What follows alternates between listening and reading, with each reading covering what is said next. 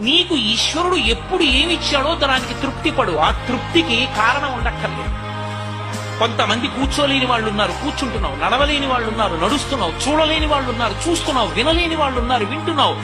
ఈశ్వరుడు నీకు ఇచ్చిన దానికి ప్రతి క్షణం తృప్తితో ఓలలాడిపోవాలి. ఎన్ని మాటలు కృతజ్ఞత చెప్తావు.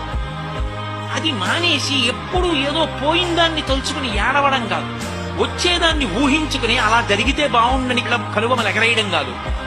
ఇప్పుడు ఇక్కడ నీకు ఈశ్వరుడు వర్తమానంలో ఏమిచ్చాడో దానితో తృప్తిగా ఉండడం అలవాటైతే వాణ్ణి మించిన భాగ్యవంతుడు లేడు. చిన్న పిల్లలప్పటి నుంచి కూడా భక్తి నేర్పాలి. ఆ భక్తి నేర్పలేదనుకోండి, వాడు ఇంజనీర్ అవుతాడేమో, వాడు డాక్టర్ అవుతాడేమో, కానీ సమాజమునకు పనికొచ్చేటటువంటి వాడు మాత్రం కాలేడు. డబ్బు తింటావా? డబ్బు ఆహారమా? ఎందుకు పనికొస్తుంది? తల్లి గర్భము నుండి ధనము దాడెవ్వడు వెళ్లిపోయిడినాడు వెంటరాదు.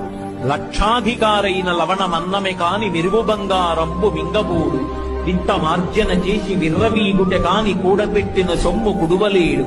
పొందుగా మరుగైన భూమి లోపల పెట్టి దాన ధర్మము లేక దాచి దాచి తుదకు దొంగలకిత్తురో దొరలకవునో. తేనెడు టీగలీయవా తెరువరులకు భూషణ వికాస శ్రీధర్మ పురనివాస దుష్ట సంహార నరసింహ దురిత దూర. ఎంత కాలము భక్తి కలిగి ఉంటాడో అంత కాలము ఉన్నతమైనటువంటి భావనలు ఏర్పడతాయి.